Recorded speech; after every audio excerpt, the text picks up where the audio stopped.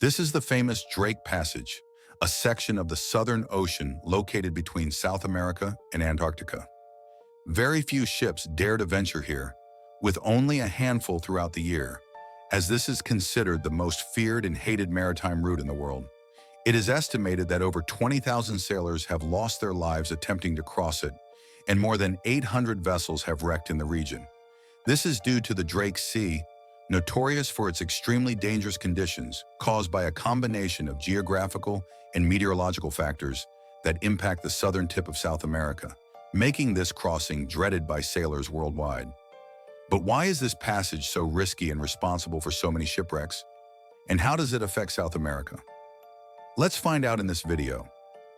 In 1578, Sir Francis Drake, an English captain, sailed near the southern tip of South America when one of his ships discovered a connection between the Atlantic and Pacific Oceans. Although Drake never directly sailed through the passage that now bears his name, the region was named in his honor. Over time, it became an important trade route, as there were few alternatives between the two oceans. However, it quickly gained a reputation for being deadly, with violent seas and numerous shipwrecks.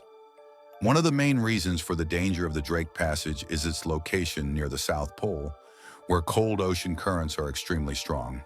The circular shape of Antarctica, surrounded by the Pacific, Atlantic, Southern, and Indian Oceans, creates a sort of whirlpool of currents around the frozen continent. When these currents converge in the narrow passage between South America and Antarctica, they clash violently. The geography of South America's southern tip and the Antarctic Peninsula intensifies this phenomenon, acting like a funnel that concentrates the currents, resulting in one of the most intense ocean currents in the world, roughly 600 times stronger than the flow of the Amazon River. We can compare this to a highway. Imagine a road with 10 lanes of cars that suddenly narrows to just 2 lanes. Traffic would naturally become denser and more complicated, which is similar to what happens in the Drake Passage. To make things worse, there are no natural barriers to slow the flow of these currents. There are only the Hermit Islands, which do not significantly alter the behavior of the waters. Additionally, the Scotia Sea, one of the deepest seas in the world, separates South America from Antarctica, contributing to the formation of waves that can reach up to 10 meters high. In 2022, a cruise ship passing through the region was hit by one of these giant waves, resulting in the death of a crew member and injuring others. Incidents like this are common in the area. Moreover, the Drake Passage is where warm and cold currents meet, increasing the instability of the seas. These warm currents originate near the equator, where the sun heats the waters, and travel southward to meet the cold currents, making the seas even rougher. This phenomenon doesn't occur only here. In southern Africa, the meeting of ocean currents also creates intense seas, so much so that the region was once called the Cape of Storms. Another factor that amplifies the danger in the Drake Passage is the wind. Strong winds from the southwest can significantly increase wave height, making navigation even more perilous.